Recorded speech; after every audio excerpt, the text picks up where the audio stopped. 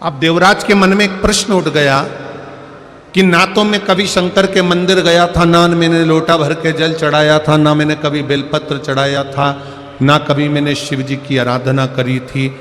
फिर ऐसा कौन सा कारण है जिसके कारण मुझे कैलाश धाम मिल गया? शंकर जी मुझे नंदी पर लेकर जा रहे हैं, ऐसा मैंने पुण्य कौन सा करा था? तब देवाधिदेव महादेव ने कहा, तूने पुण्य नहीं करा, पर तेरी माता रोज, तेरी माँ प्रतिदिन 1 लोटा जल भरकर मेरे मंदिर को चढ़ाती थी, इसलिए तेरी मुक्ति इस बेलपत्री के वृक्ष के नीचे हुई।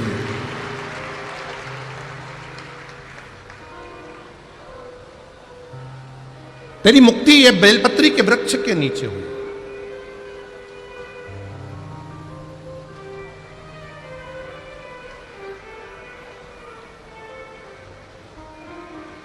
परिवार का अगर एक सदस्य भी भगवान शंकर को जल चढ़ा रहा है, उज्जैन के ऋणमुक्तेश्वर मंदिर में लिखा हुआ है, शिव महापुराण की कथा सुनने वाला, शंकर जी को 1 लोटा जल चढ़ाने वाला। दुनिया के लोग कहते हैं पुराण सुनो, शास्त्र सुनो तो 7 पीढ़ी तरती है, पर उज्जैन ऋणमुक्तेश्वर मंदिर कहता है शिव महापुराण की कथा सुनने वाला, शंकर जी को 1 लोटा जल चढ़ाने वाला, उसकी 7 पीढ़ी नहीं तरती, उसकी 71 पीढ़ी तर जाती है। ये शिव तत्व कहता है।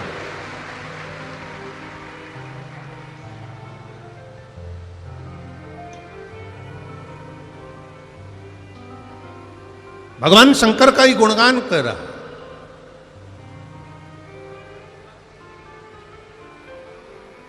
शिव महापुराण की यह कथा कह रही है। देवराज प्राण त्यागा और उसको बैकुंठ पद मिल गया, कैलाश धाम मिल गया। और यहां गुरु द्रोणाचार्य जी ने जो तप साधना करी, उसका बल इतना बढ़ता गया, इतना बढ़ता गया कि देवाधिदेव महादेव को प्रकट होना ही पड़ा, प्रकट होना ही पड़ा।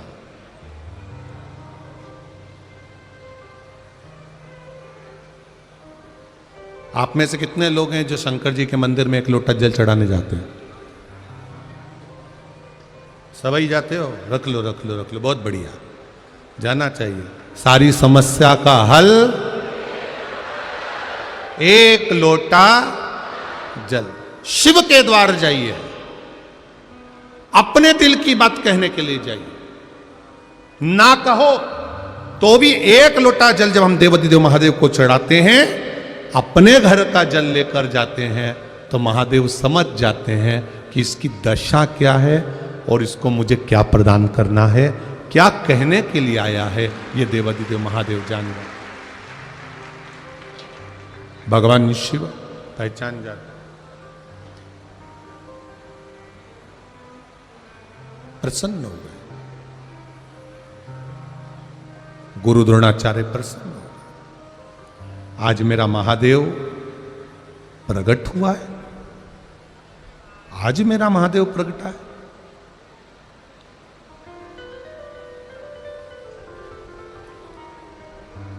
महादेव ने कहा गुरु द्रोणाचार्य जी से, मांगो। द्रोणाचार्य जी मांगो, आपको क्या चाहिए, क्या प्रदान करूं मैं आपको?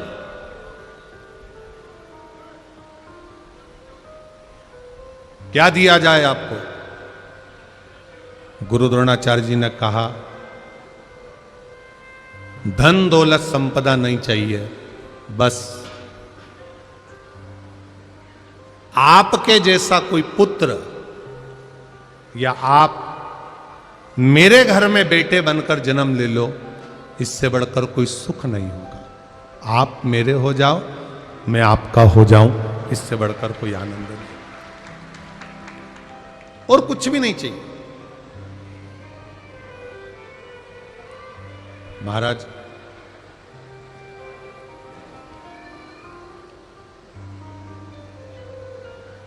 शिव कथा कह रही है।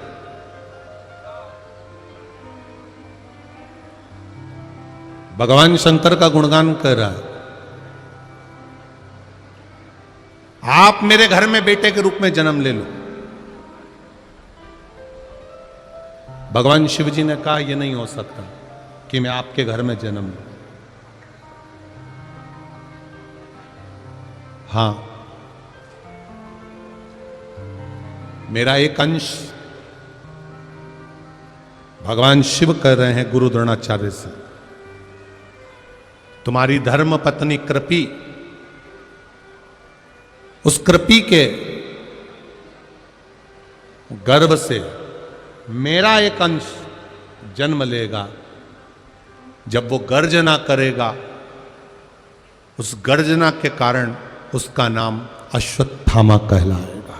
वो अश्वत्थामा।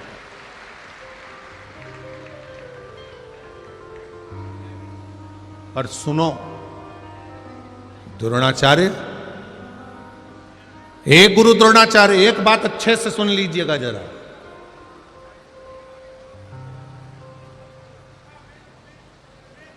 परीक्षा बहुत होगी तुम्हारी, और उस परीक्षा में तुम्हें पास होना पड़ेगा।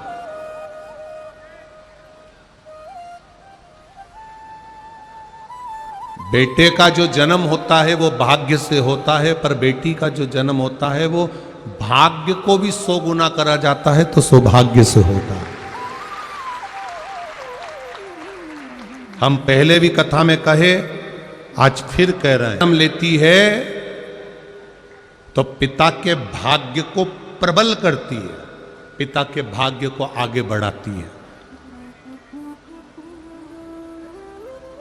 बेटी के जन्म से बाप का, पिता का जो भाग्य है वो प्रबल होता है, बढ़ता है।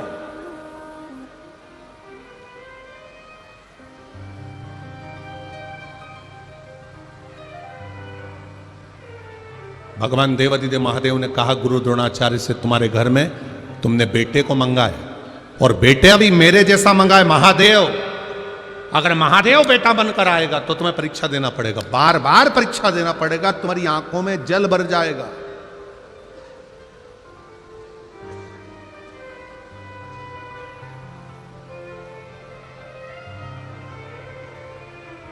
बार बार तुमको रोना पड़ेगा। गुरु द्रोणाचार्य ने कहा, आप अगर बेटे बनकर आ गए तो मैं सारी परीक्षा देने को तैयार हूं, आप तो बस मेरे बेटे बन जाओ, और आप मेरे पुत्र बनकर आ रहे हो, इससे बढ़कर मुझे कुछ नहीं चाहिए, बस कृपा कर दीजिए।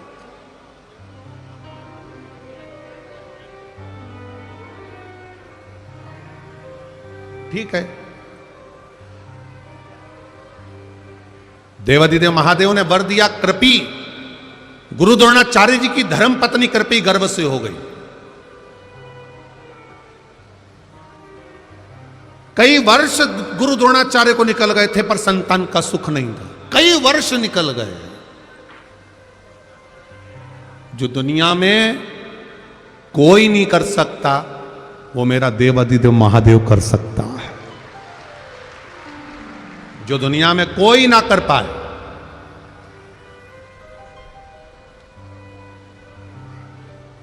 बस अपनी जिंदगी का एक असूल बनाकर रखना कि हमारे द्वारा किसी का दिल ना दुखे, हमारे द्वारा किसी का मन ना दुखे, तो शिव कृपा अपने आप हो जाती है। कितना सुंदर एक संवाद आता है। दो मित्र थे, बड़े प्रिय, दोनों एक दूसरे के लिए प्राण निकाल के रख दें ऐसे मित्र थे।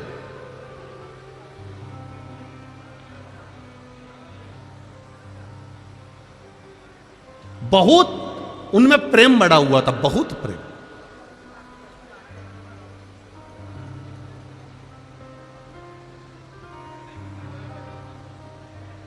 हमको लगता है यही खंडवा बरहानपुर के ही होंगे।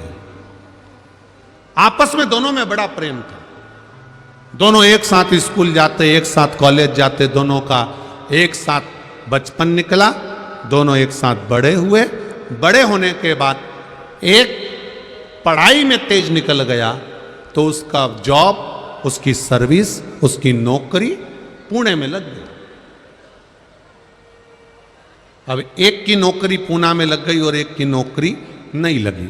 नहीं लगी, उसका विद्या अध्ययन थोड़ा सा कमजोर था, उसने दुकान चालू कर दी, व्यापार चालू कर दी। अब उसने व्यापार चालू करा तो ये जो मिर्ची का जो व्यापार होता है, आपके क्षेत्र में भी मिर्ची, इस क्षेत्र में खंडवा हुआ, बरहानपुर हुआ और खरगोन हुआ, निमाड़ क्षेत्र जितना भी इस क्षेत्र में मिर्ची का व्यापार अच्छा होता है। अब मिर्ची का व्यापार करने लगा। अब एक मित्र नौकरी कर रहा है और एक मित्र व्यापार कर रहा है। दोनों अपनी अपनी जगह पर सेटल हो चुके हैं। नौकरी वाला पुणे में फ्लैट ले लिया, मकान ले लिया, नौकरी कर रहा है, आराम से रह रहा है, और ये इसने मिर्ची का व्यापार चालू कर दिया। मिर्ची बाजार जाता, खेतों में से मिर्ची को खरीद लेता, बेच देता।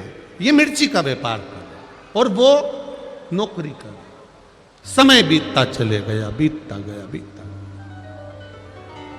बहुत ध्यान से सुनना इस कथा को, ये आपके जीवन को संवारने वाली कथा है। दोनों का व्यापार चल, एक का व्यापार है, एक की नौकरी है, चल रहा है, चल रहा है।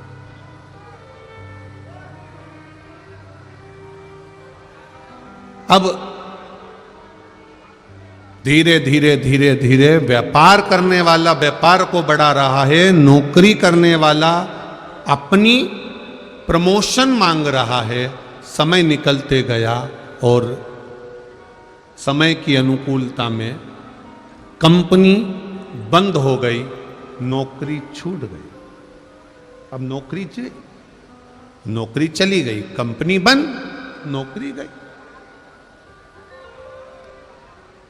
2 महीना, 3 महीना, 4 महीना बहुत प्रयास करा, पर नौकरी नहीं लगी।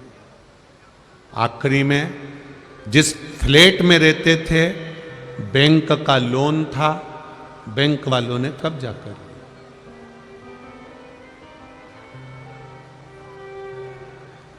अब वो विचार करने लगा, मैं यहां पर रहकर करूंगा क्या।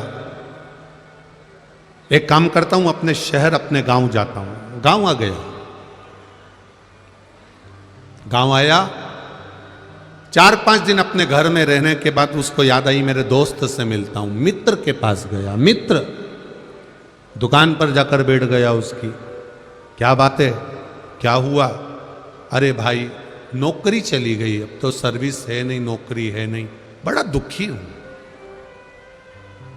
बड़ा दुखी। क्यों टेंशन लेता है? 1 दिन उसने सुना, 2 दिन उसने सुना, 3 दिन उसने सुना, 4 दिन उसने सुना। 5वें दिन व्यापारी मित्र को दया आ गई और उसने कहा, एक काम करते हैं, अपन थोड़ा व्यापार बढ़ाते हैं। तू बाजार जाना, मिर्ची खरीदना, मिर्ची लाना, बेचना। पढ़ा लिखा है तू, मुझे इतनी पढ़ाई नहीं आती, पैसा मैं लगाऊंगा, मेहनत जम के बोलो तुझे करना।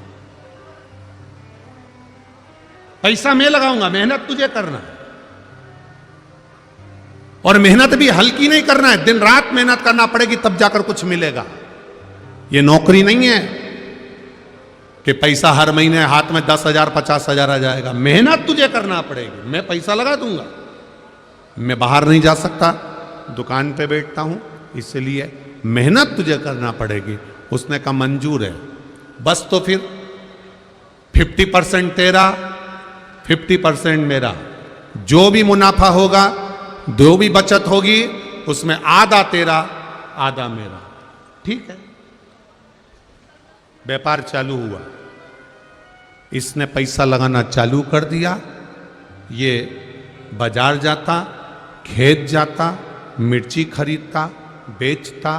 करते करते करते करते मिर्ची का सीजन समाप्त हो गया। अब इन्होंने जहां मिर्ची बेची थी, दोनों मित्र साथ में मुंबई गए और मुंबई में जहां पर इन्होंने व्यापारी की यहां मिर्ची बेची थी, उसके यहां पहुंच गए। भाई, हिसाब कर लो, ठीक है करिए। हिसाब किया,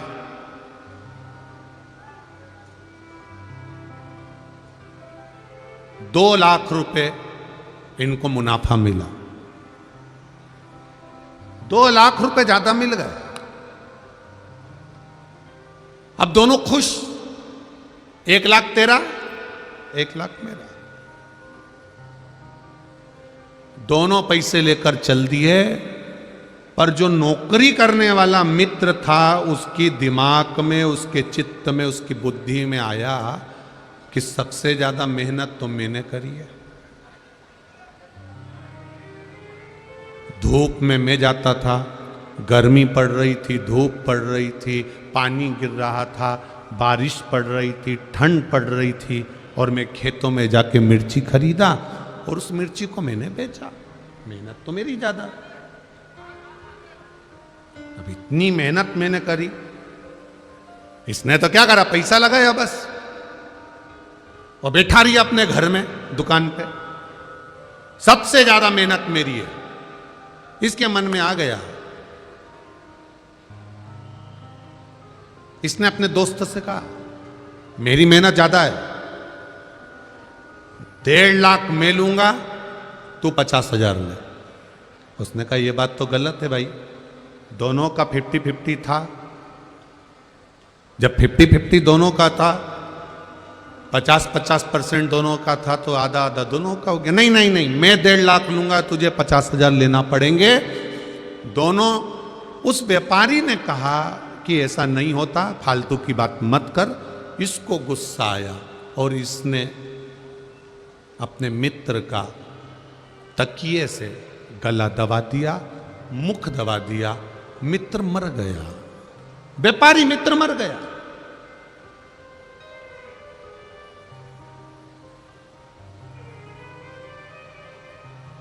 तड़प तड़प के मर रहा,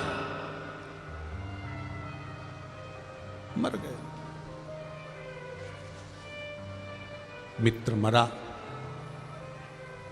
ये रोता हुआ मित्र के घर गया। मित्र के घर रोता हुआ गया।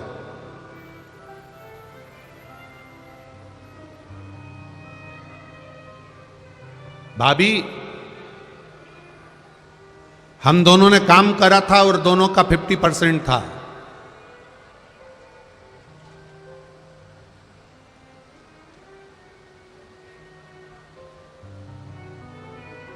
दोनों का 50% था। 60,000 रुपए की बचत हुई, उसमें से ये 30,000 रुपए भाभी मेरे दोस्त के हिस्से के आपको दे दिए और 30,000 मैंने रख लिए। अब घर के लोगों को लगा कितना ईमानदार व्यक्ति है। अब उनको तो मालूम ही नहीं था कि इतना बच गया। उनको तो मालूम पड़ा कि 30,000 कम से कम इसने वापिस लाके दिए तो सही। खुश, परिवार के लोग खुश हो गए, कम से कम 30,000 ईमानदारी से तो दिया। अब उनको लग रहा है कि ये ईमानदार है, पर ये भीतर से कैसा है ये जानता।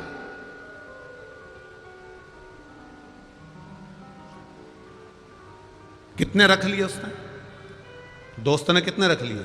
1,70,000।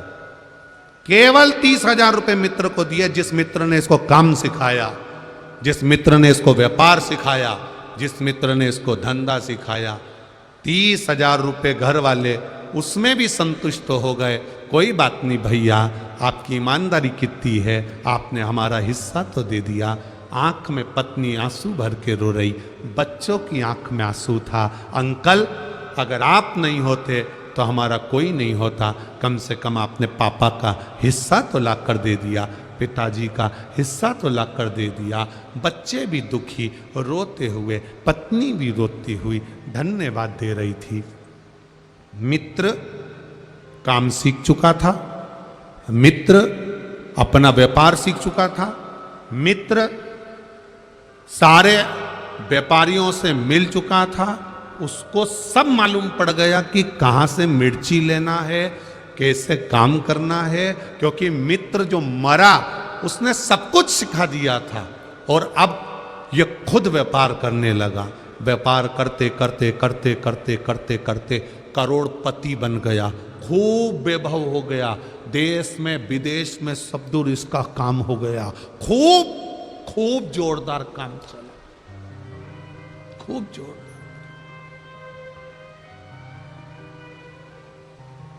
अब शादी हो गई इसकी। शादी होने के बाद घर में एक बच्चा हो गया, करोड़ों का धन, गाड़ी बंगला, संपदा वैभव, सब कुछ हो गया, सब कुछ।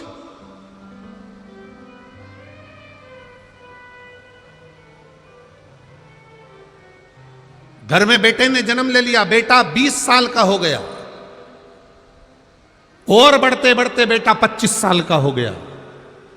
खूब खुशियां घर के अंदर, रोज पार्टियां हो रही हैं, रोज धन आ रहा है, गाड़ियां बदली जा रही है, वैभव आ रहा है। जो बेटा कह दे बाप वो लाकर रख दे, जो पत्नी कह दे वो पति लाके रख दे।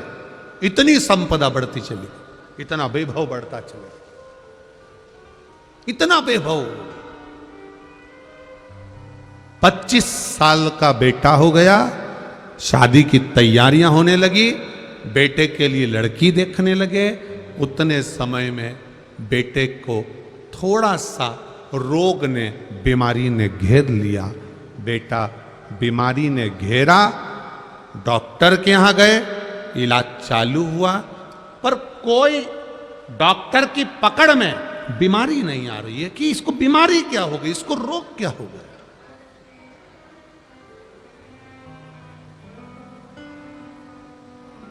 क्या बीमारी हुई है इसको, किसी को नहीं मालूम।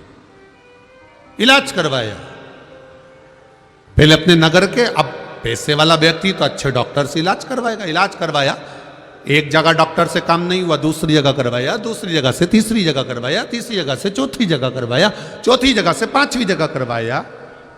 अपने प्रदेश में इलाज करवाते करवाते थक गया, तब दूसरे प्रदेश में पहुंचा, इलाज करवाया, पर रोग का ठिकाना नहीं मालूम पड़ा। करवाते करवाते करवाते करवाते देश में इलाज करवाया, विदेश में इलाज करवाया, लाखों रुपए इलाज में लगाते गया, पर बीमारी पकड़ाई में नहीं आई। समय निकलता गया, व्यापार पर अब इसका ध्यान नहीं है, अपने बेटे को ठीक करना है, मेरा बेटा ठीक होना चाहिए, भले करोड़ों का धन लग जाए। धन लगाता गया, व्यापार धीरे धीरे कम होता चले गया। एक फैक्ट्री विदेश की बंद हो गई, दूसरा काम बंद हो गया, तीसरा काम बंद हो गया। करते करते करते करते इलाज इलाज इलाज इलाज, डॉक्टर डॉक्टर डॉक्टर को दिखाने में लगता गया। मालूम पड़े बैंक वाले आके खड़े हो गए, लोन भरो।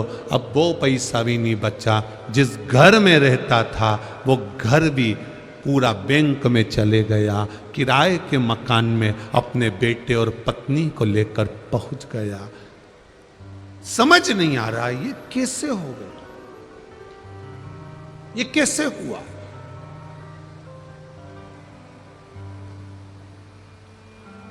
समाप्त होते चले गए।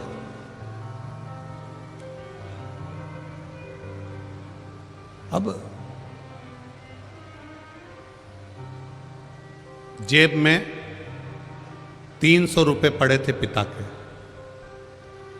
और बाप बेटे के सिर पर हाथ रखकर पलंग पर बैठा है किराए के मकान में। बेटा केवल 300 रुपए बचे हैं, केवल 300, कुछ भी नहीं है, रोटी के लाले पड़ गए, कुछ नहीं बचा।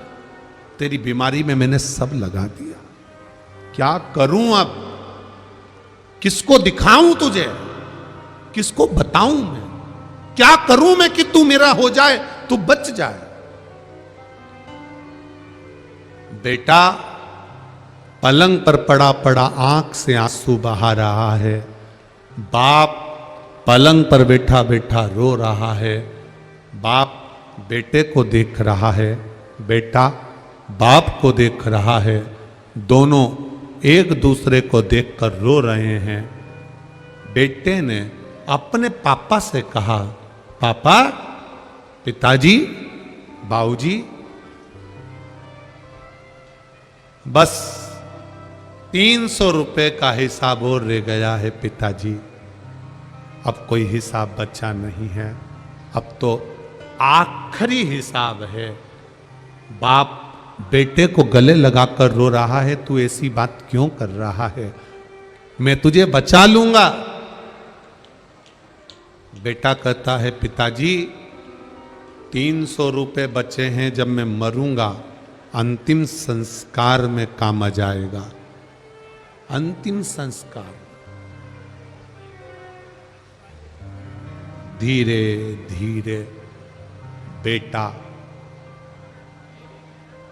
आंखें बंद करने लगा, बाप रोने लगा, तड़फने लगा। पिता,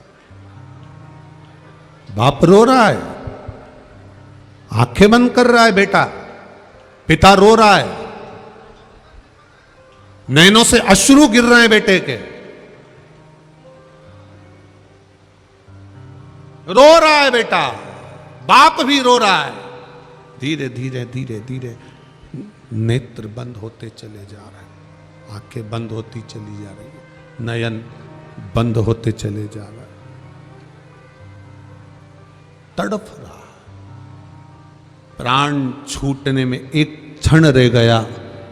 बेटे ने अपने पिता से कहा, पिताजी, मैं आपका बेटा नहीं हूं, मैं वही आपका मित्र हूं जिसके 70,000 रुपए आपने ज्यादा खा लिए थे, आज 70 करोड़ रुपए निकाल कर लेकर जा रहा।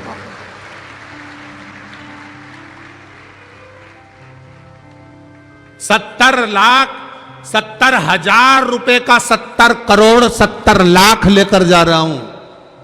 यह हिसाब कोई साधारण नहीं है। आधी रोटी खा लो, रूखी रोटी खा लो, पर किसी को धोखा देकर उसका धन मत खा जाना, जिंदगी भर तड़प तड़प कर मरना पड़ता। थोड़ी आवाज बढ़ाइए। जिंदगी भर तड़प तड़प कर मरना पड़ता।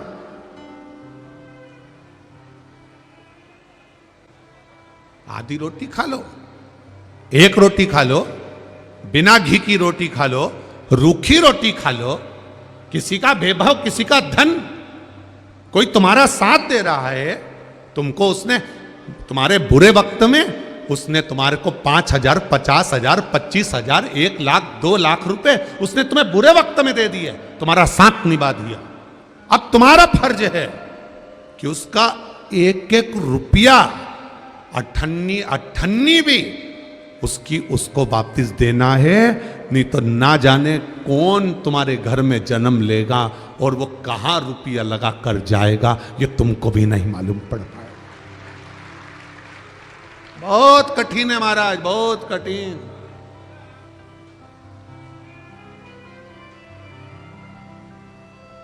बहुत कठिन है।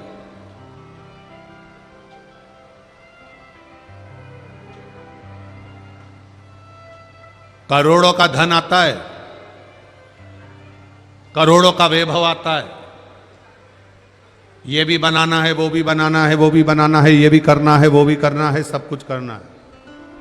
करोड़ों का वैभव होता है, करोड़ों का धन आता है, पर हम कितना उसको लगा रहे हैं और कितना हम भोग कर रहे हैं, यह हमको अंदाजा होना चाहिए।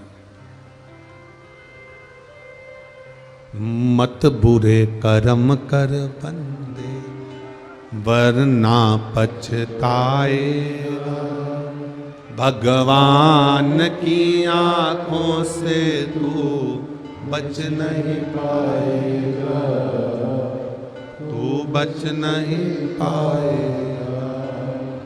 अरे ओ अज्ञानी, मत करना, तेरे कर्म का फल भी तू ही पाएगा, जैसा किया तूने तेरे आगे आएगा। मत बुरे कर्म कर बंदे, वरना पछताएगा। भगवान की आंखों से तू बच नहीं पाएगा, तू बच नहीं पाएगा। सबसे छुपा सकते हो, हर जगह से छुपा कर रख सकते हो, पर मेरे विश्वनाथ से छुपा कर नहीं रख सकते। एक एक श्वास का 21,600 श्वास जो मनुष्य के शरीर से निकल रही है, एक एक श्वास का हिसाब मेरा महादेव इस मृत्यु लोक को छोड़ने से पहले पूरा हिसाब ले लेता है कि तूने करा क्या है, पूरा हिसाब।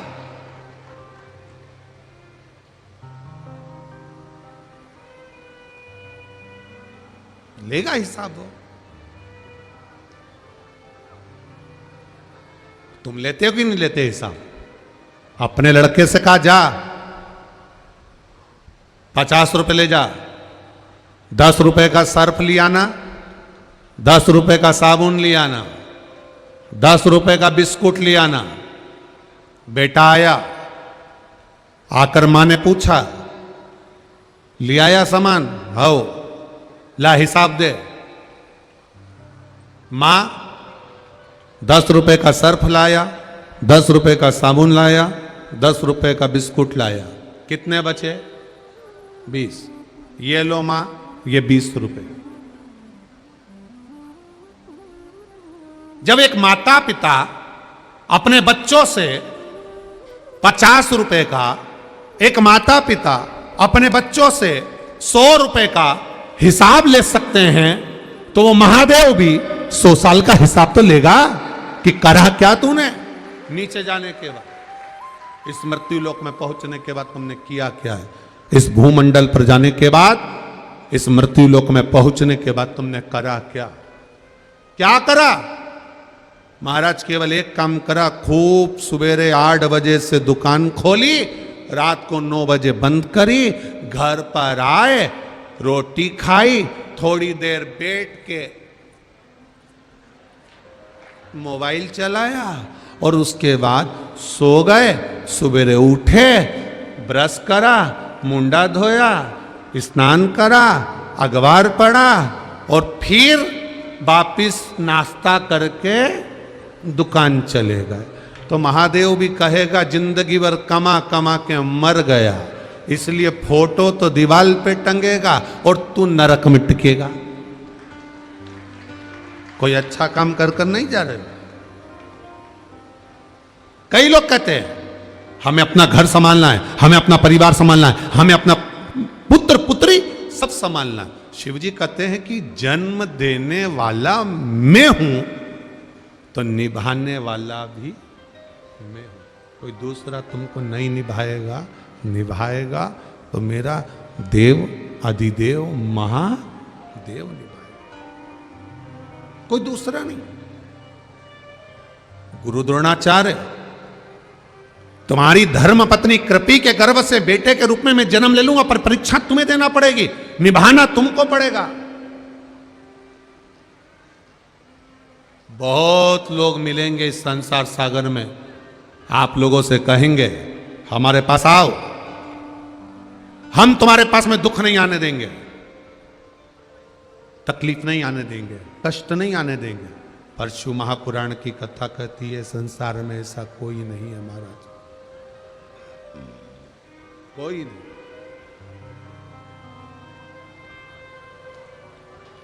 मृत्युलोक में अगर जन्म लिया है, पृथ्वी पर अगर आए हो, तो 2 कारणों से हमारा जन्म हुआ है। एक, भगवान का भजन करने के लिए, और दूसरा अपने कर्म का भोग भोगने के लिए। ये अपने कर्म का भोग हमें भोगना, कोई दूसरा नहीं भोगेगा। जैसे आपको भी प्रयागराज की कथा में कहा था, छींकना है अपना छींकना अपने को पड़ेगा, खांसना है अपना खांसना अपने को पड़ेगा। तुम तुम्हारी पड़ोसन से कह दो तू छींक दे, मैं नहीं छींकूंगी, ऐसा हो सकता है? नहीं, बरहानपुर में होता हो तो बात दूसरी है, पर हमारे इधर तो नहीं होता कि हमें स्वयं को छींकना पड़ेगा, हमें स्वयं को खांसना पड़ेगा, रोटी भी स्वयं खाना पड़ेगी, पानी भी स्वयं पीना पड़ेगा। प्यास तुम्हें लग रही है और तुम पड़ोसन से कह रही हो मुझे बहुत प्यास लग रही, मुझे बहुत प्यास लग रही, पानी पी ले तू। हो सकता है ऐसा? अरे बोलो तो रे बरहानपुर वालों, हो जाएगा? नहीं होगा। अपना छींकना अपने को पड़ेगा, अपना खांसना अपने को पड़ेगा। बीमारी आएगी तो भोगना भी अपने को पड़ेगा, दवाई भी अपने को खाना पड़ेगी। उसी तरह अपने कर्मों का भोग भी अपने को भोगना है। इसलिए एक लोटा जल भी अपने को ही चढ़ा, कोई दूसरा नहीं चढ़ाए, स्वयं चढ़ाइए, स्वयं।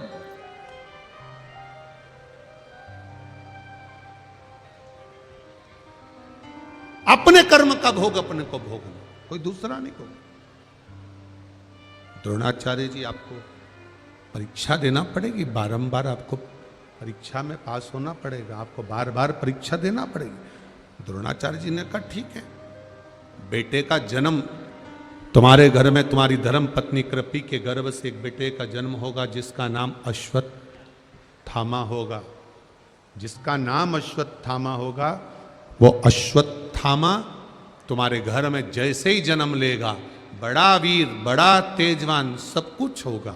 हुआ, अश्वत्थामा का जन्म हुआ, बड़ा तेजवान था, बड़ा वीर था, बड़ा प्रबल था, बहुत तीव्र था। पर बेटे के जन्म के बाद पिता की थोड़ी सी दशा बदल गई, दशा बदली। खाने के लाले पड़ने लगे। गुरु द्रोणाचार्य जी के पास में भोजन के लिए अन्न नहीं था, धन नहीं था, खाने के लाले पड़ने लगे। अन्न नहीं है, धन नहीं है।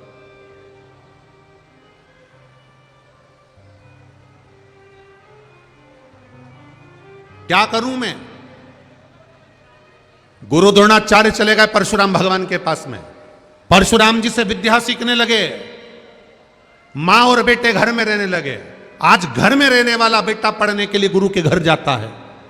वहीं से गुरु द्रोणाचार्य निकल कर जा रहे थे और गुरु द्रोणाचार्य जी ने जाते जाते गुरु द्रोणाचार्य ने जाते जाते अपने बेटे को देखा।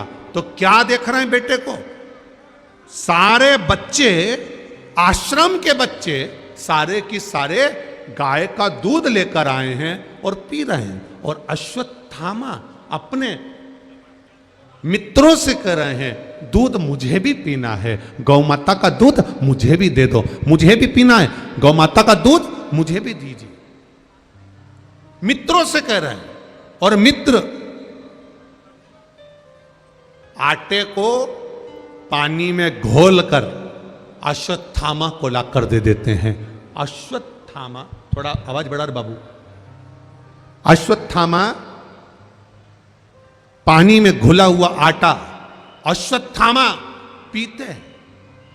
अश्वत्थामा पी रहे हैं आटे का पानी। पिता गुरु द्रोणाचार्य देख रहे हैं।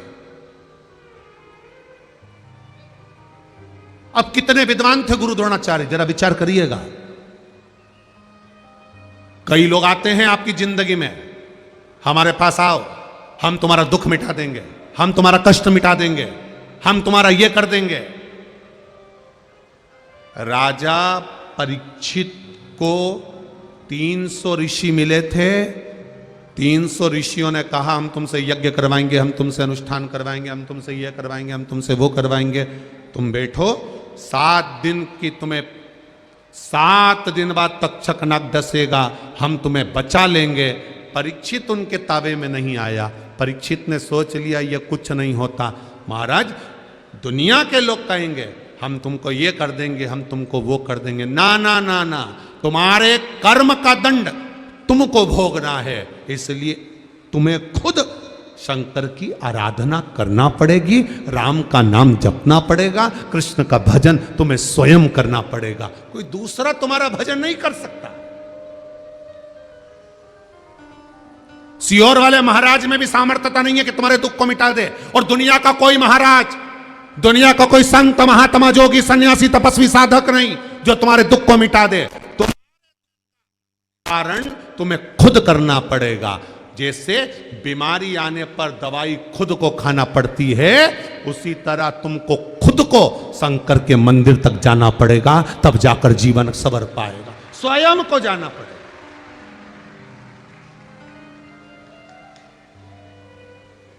स्वयं जाओ परमात्मा की चौखट पर, परमात्मा के द्वार पर, परमात्मा के दरवाजे पर स्वयं जाकर निवेदन करो, स्वयं जाकर विनती करो, स्वयं जाकर उसे विनय करो, वो निभाएगा।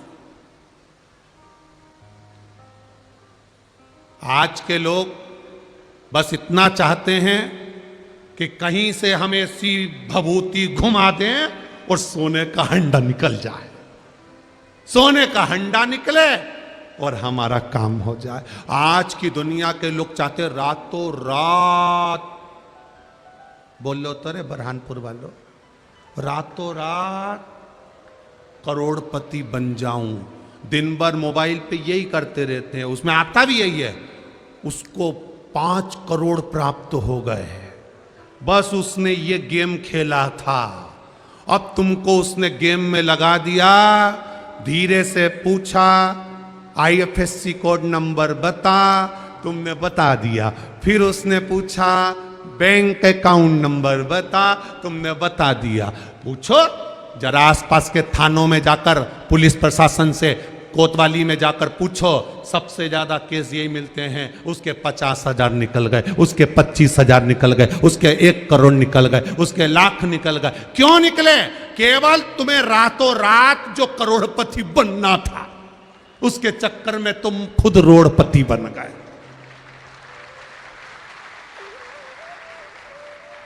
अब थाने में पहुंच के कह रहे, सर FIR लिख लो।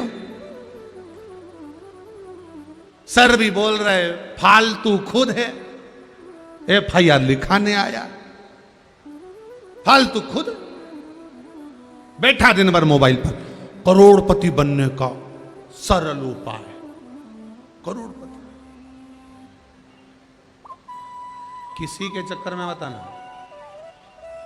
कोई कित्तई के, कोई कित्तई के मेरे पास आ जाओ, दुख मिटा दूंगा, तकलीफ मिटा दूंगा, कष्ट मिटा दूंगा। नहीं नहीं नहीं, तुम्हें खुद भजन करना पड़ेगा, तुम्हें स्वयं शिवालय जाना पड़ेगा, तुम्हें स्वयं भगवान का गुणगान करना पड़ेगा, तब कुछ प्राप्त हो। कोई दूसरा नहीं कर सकता। एक पत्र आया, देखिए,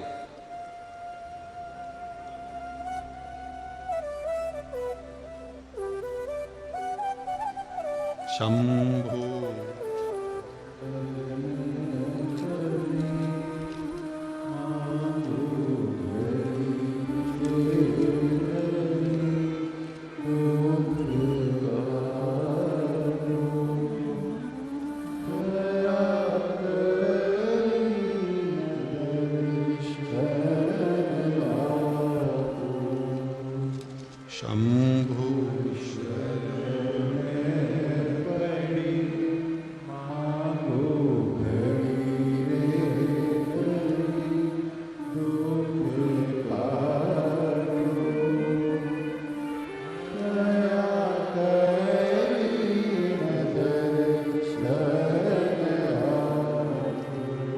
शिव कथा कह रही है।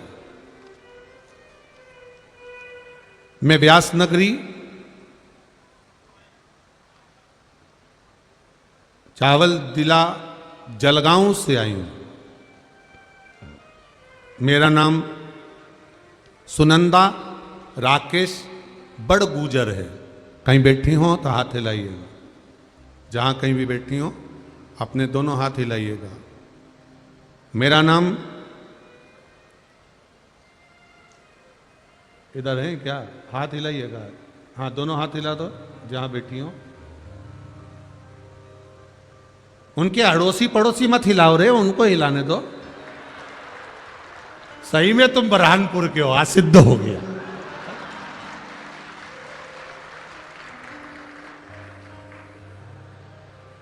मेरा नाम सुनंदा राकेश बड़गुजर है। दोनों हाथ हिला दो। श्री शिवाय नमस्तुभ्यं। बड़गुजर है। मैं शिव जी का क्या बखान करूं। मेरे पति के गले में 3 बड़ी बड़ी गठान हो गई थी। हमने अच्छे अच्छे हॉस्पिटल में दिखाया, मुंबई तक दिखाया। सबने कहा कि इसका ऑपरेशन करना पड़ेगा और ये गलत है, इससे बड़ी बीमारी का क्रम हो सकता है। ऑपरेशन कराएंगे, गठान है और 3 है। निकालने के बाद फिर गठान आ सकती है और जांच में बड़ी बीमारी आ सकती है। गुरुदेव एक दिन रिमोट लेके बैठे थे, टीवी पर कथा दूसरी चीजें देख रहे थे, नाटक सीरियल देखते देखते आपकी कथा दिख गई। उस कथा को सुनना प्रारंभ करा। आपने उस कथा में कुशा के जल का वर्णन कर रहे थे और कुशा के जल का वर्णन करा। जल शिव जी को चढ़ाने का बोला, उस पानी को पीने का बोला। हमने अपने पति से वो कार्य प्रारंभ करवाया और गुरुदेव 4 हफ्ते तक लगातार पानी चढ़वाते, पति को मंदिर में ही वो पानी पिलाते। हमने सोचा अब ऑपरेशन तो कराना है, एक बार ये महाराज टीवी पर इतना चिल्ला चिल्ला के कह रहा है तो अपन ये भी करके देख लो। जल चढ़वाते, पानी पिलवाते, जल चढ़वाते, पानी पिलवाते। बाबा की कृपा से गुरुदेव मेरे पति के गले की 3 गठान गल गई, एक भी गठान गले में नहीं है और डॉक्टर ने भी कह दिया भी नॉर्मल रिपोर्ट। बैठ जाइए बहन। श्री शिवाय नमस्तुभ्यं। ये शिव तत्व है, शंकर। एक पत्र और है, बड़ा बड़ा भाव से लिखा है किसी।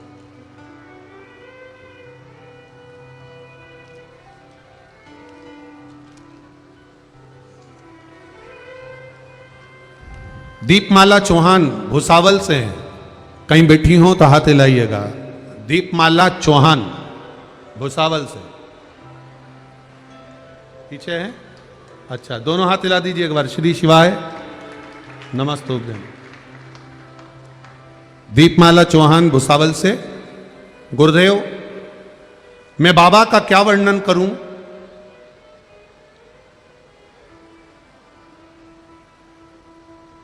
बहुत बड़ी बीमारी से जूझ रही थी। दोनों छाती में से पस निकल करता था। जब दोनों छाती भाग में से पस निकलता था, बहुत तकलीफ में थी गुरुदेव। ये पस छाती में से निकलते निकलते, दोनों छातियों में से पस निकलते निकलते कई समय हो गया था, सूख ही नहीं रहा था। बहुत तकलीफ में हो गए। डॉक्टर को भी दिखाया, आराम नहीं लगा। लग रहा था कि कुछ ऐसी बीमारी शरीर में हो गई है जिसके कारण ये छाती का पस सूख नहीं रहा, अपने आप पस निकलता रहता था। पीप अपने आप पस निकलता रहता। बड़े तकलीफ में हो गए गुरुदेव। तब एक बार कहीं जा रहे थे और रोड पे चलते चलते किसी ने शिव महापुराण पर शंकर जी का जल चढ़ाने का वर्णन करा, बेलपत्र खाने का बोला। हम बेलपत्र खाने लगे। शिव जी का चढ़ा हुआ जल अपनी छाती पर लगाने लगे। बाबा की कृपा से गुरुदेव 15 दिन में पस निकलना बंद हो गया और मैं ठीक होना चालू हो गया। ये शिव तत्व है। बैठिए बहन। हर हर महादेव। शिव तत्व इसी को कहा। मैंने तेरे ही भरोसे बाबा, तेरे ही भरोसे हवा बिच उड़ती जावांगी। बाबा डोर हथो छड़ी कटी जावांगी। भोले मैं तेरी भक्त, शंभु में। ये शिव तत्व है। लेगा परीक्षा मेरा भोलेनाथ। आपको भी कष्ट होगा। इस मंडी प्रांगण में ब्रहानपुर की जगह पर अपनी जगह संभालना, बैठना, इतनी भीड़ में आना, धक्के खाना, कष्ट आपको भी होगा। पर शिव महापुराण की कथा कहती है, जो शंकर की कथा में धक्के खा लेता है फिर वो संसार के धक्के नहीं खा पाता है, ये निश्चित है। होगा कष्ट, हम मानते हैं। पहले दिन ये हाल है तो बाकी के दिन की तो हम गणना नहीं कर सकते तुम्हारी, कि तेरा क्या होगा कालिया, हम नहीं कर सकते। पर ये और एक बात और है, ब्रहानपुर में ये नजारा देखने को दूसरी बार मिलने वाला भी नहीं है, निश्चित है। अर्चना दीदी कह रही थी, गुरुजी जब राजनीति के अंतर्गत कोई व्यक्ति कोई कार्यक्रम करता है, राजनीति का कोई कार्य करता है, तो राजनीति का कोई मंच का कार्यक्रम है या कोई बड़ी सभा करना होती है तो सब दूर गाड़ियां भेजना पड़ता है या सबको एकत्रित करना पड़ता है, पूरी जान झोंक देना पड़ती है, तब लोगों को इकट्ठा करा जाता है। हम तो इतना प्रचार भी नहीं करे, पर समझ में नहीं आया, ये 2 दिन पहले से आके भर आ गए, समझ में नहीं आया कहां से आया।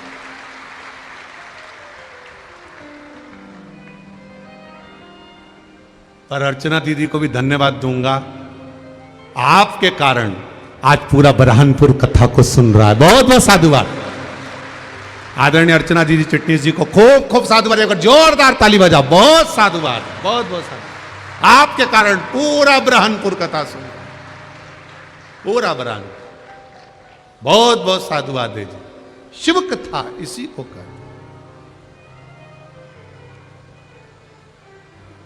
ये इसीलिए महाराज, तेरे डमरू की धुन सुन के मैं काशी नगरी आई हूँ, तेरे डमरू की धुन सुन के मैं काशी नगरी आई हूँ, तेरे डमरू की धुन सुन के मैं काशी नगरी आई हूँ, तेरे डमरू की धुन सुन के मैं काशी नगरी आई हूँ, मैं काशी नगरी आई हूँ, मैं काशी नगरी आई हूँ, मैं काशी नगरी। म्यूजिशियन बढ़ाइए आवाज, संगीतकारों की बढ़ाओ, म्यूजिशियन वाद्य यंत्रों की भी बढ़ाइए।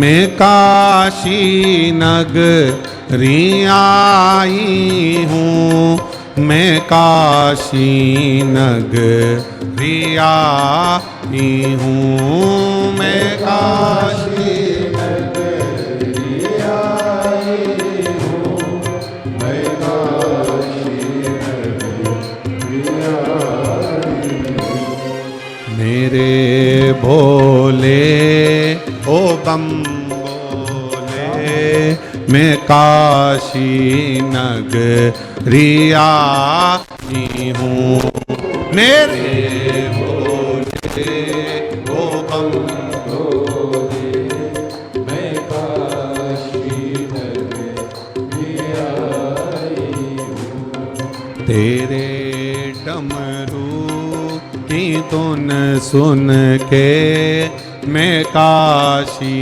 नगरी आई हूँ, तेरे डमरू की धुन सुन के मैं काशी नगरी आई।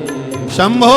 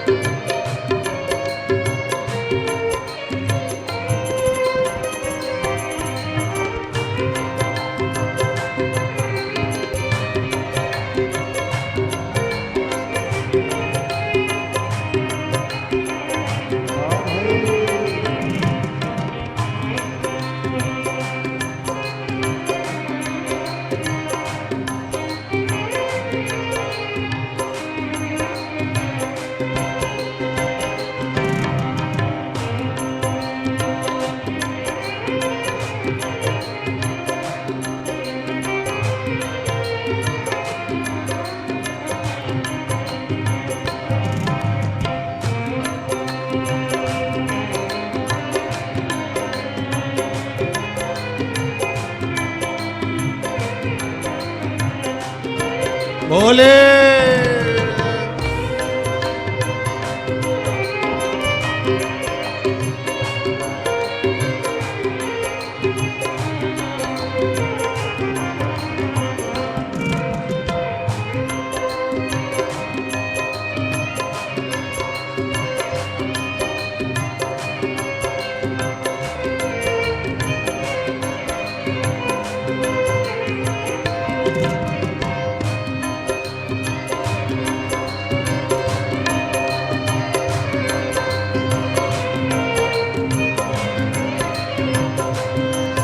सुना है हमने ओ भोले तेरी काशी में गंगा है।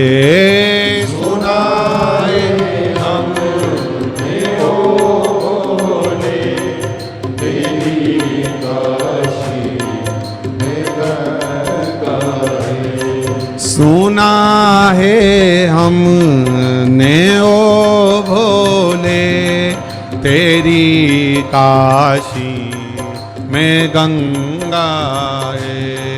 सुना है हमने ओ भोले तेरी काशी में गंगा है। उसी गंगा में नहाने को मैं काशी नगरी आई हूँ। उसी गंगा में नहाने को मैं काशी नगरी आई हूँ। मेरे भोले ओ बम भोले मैं काशी नगरी आई हूँ। मेरे भोले ओ भोले मैं काशी नगरी आई हूँ। बड़े भाव से आनंद के साथ दोनों हाथों से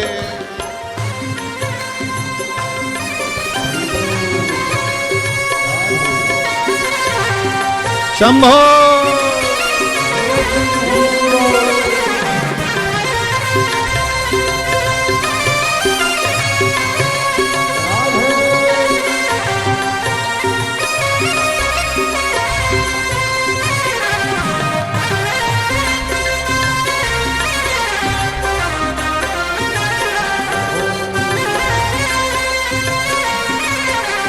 जय हो।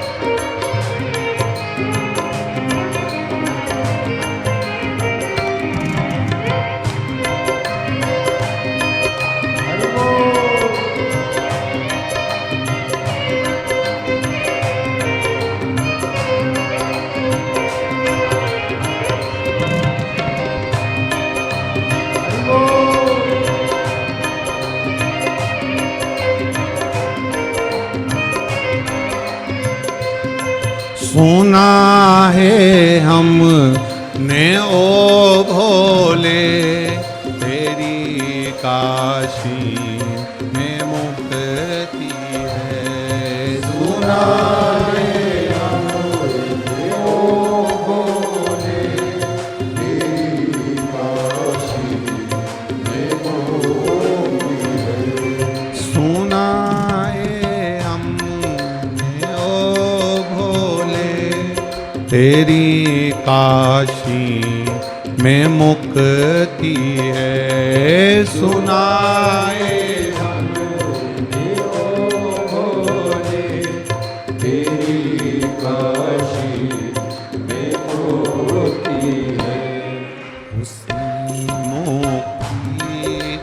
पाने को मैं काशी नगरी आई हूँ। उसी मोती को पाने को मैं काशी नगरी आई हूँ।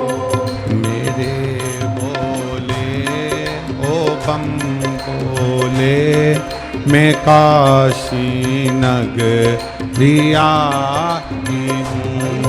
मेरे बोले ओ बम बोले मैं काशी नगरी आई हूँ। मेरे भोले ओ बम बोले मैं काशी नगरी आई हूँ। मेरे बोले ओ बम बोले मैं काशी नगरी आई हूँ। मैं काशी नगरी आई हूँ। मैं काशी नगरी आई हूँ। मैं काशी नगरी आई हूँ। मैं काशी नगरी हर हर अपने स्थान पर बैठकर बाबा देवाधिदेव महादेव से हृदय से प्रार्थना करिए, भाव से। जब भी श्री शिवाय नमस्तुभ्यम बोलने का मौका मिले पंडाल में, उसको बोलने के बाद अपने दिल की बात बाबा से जरूर कहिए, हृदय के साथ, आनंद के साथ, भाव के साथ। श्री शिवाय नमस्तुभ्यं। श्री शिवाय नमस्तुभ्यं।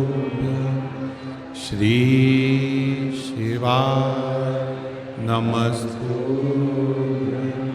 श्री शिवाय नमस्तुभ्यं। श्री शिवाय नमस्तुभ्यं। भोला सब दुख का ओ भोला सब दुख का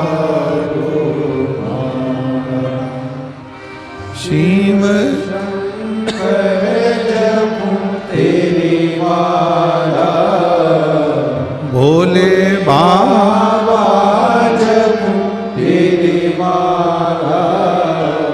भोला सब दुख का ओ भोला सब दुख का। शिव कथा कह रही है, बाबा शंकर का गुणगान कर रहा, शिव तत्व कर रहा। भगवान शिव की कथा कर रही है। पिता गुरु द्रोणाचार्य को यह बात थोड़ी हृदय को लग गई, मन में खल गई। जैसे चंचूला देवी का पति बिंदु प्रेत योनि में जब पड़ जाता है, तो चंचूला को जैसे यह बात खली थी कि मेरा पति प्रेत योनि में पड़ गया, इसकी मुक्ति कैसे, इसका मोक्ष कैसे, इसकी मुक्ति का उपाय क्या होगा। जैसे चंचूला जी के मन में बात खली, ऐसे ही गुरु द्रोणाचार्य के मन में बात खली।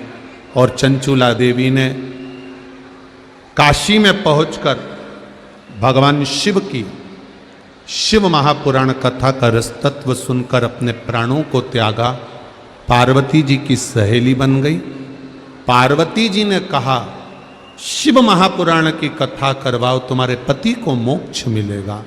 तब तुमरुका जी से जाकर निवेदन करा, शिव महापुराण की कथा को श्रवण किया। तुमरुका जी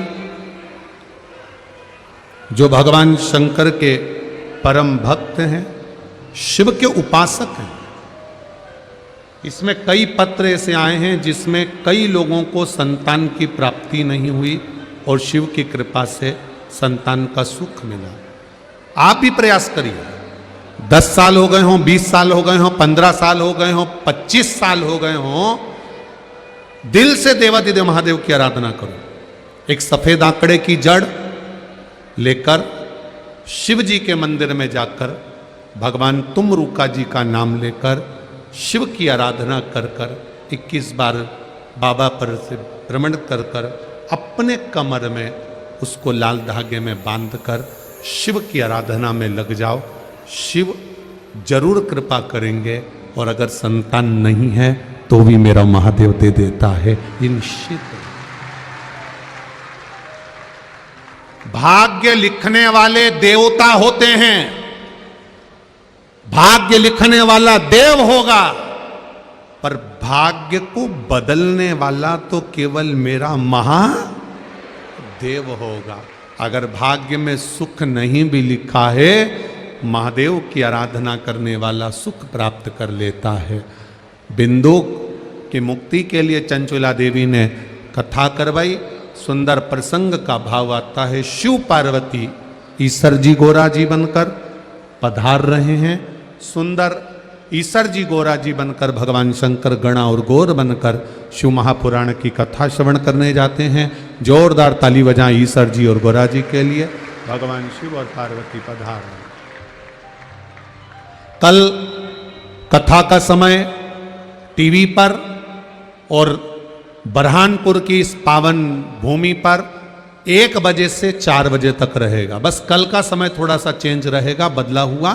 दोपहर में 1 बजे से 4 बजे तक टीवी पर भी यही समय रहेगा और यहाँ पर भी यही समय रहेगा। बाकी के रोज कथा का समय 2 बजे से 5 बजे रहेगा, पर कल का कथा का समय 1 बजे से 4 बजे तक रहेगा। सुंदर अश्वत्थामा शिव महापुराण की कथा जो ब्रह्मपुर की यह पावन धरा पर चल रही है, आप हृदय से आनंद के साथ इस कथा को श्रवण करें, अपने जीवन को सार्थक बनाएं, भाव के साथ, भक्ति के साथ इस पावन रस तत्व को धारण कर कर अपनी जिंदगी को, अपने जीवन को आनंदित करें। आज की कथा, प्रथम दिवस की कथा यहाँ विराम ले रही है। हर हर महा